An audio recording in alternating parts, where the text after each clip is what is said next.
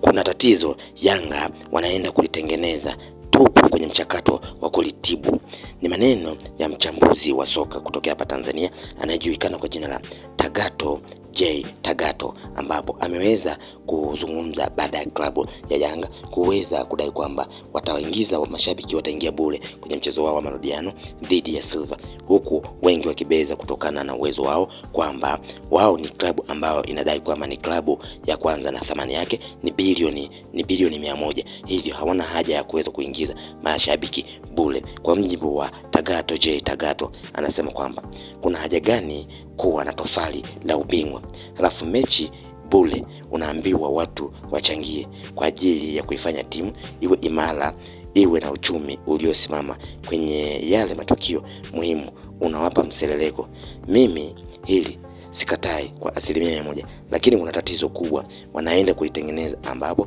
tupo kwenye mchakato wa kulitibu. Kwa mjibu wa mchambuzi, anadai kwamba kile ambacho kiliweza kuandaliwa na klabu ya Yanga, kwa mfano kile ambacho kiliandaliwa kama tofali la ubingwa ambalo waliandaa kwa ajili ya kuweza kuwezesha wachezaji, lakini na viongozi kuweza kuwafiti kila idara ili waweze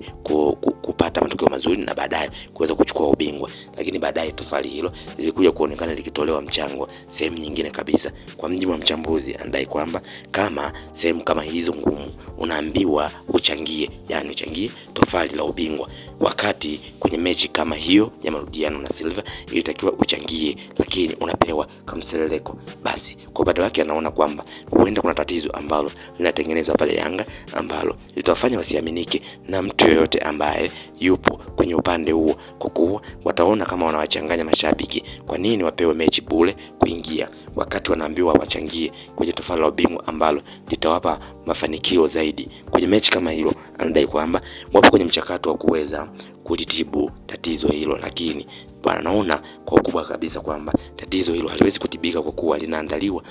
taratibu na litaweza kuja kuwaumiza na kuwasambatisha kabisa baadaye tatizo hilo ambalo wanalitengeneza. Hayo yote yamezuka baada ya klabu ya Yanga kuweza kutangaza kwamba kwenye mechi yao dhidi ya Silver Strikers washabiki wataingia bure bila kiingilio.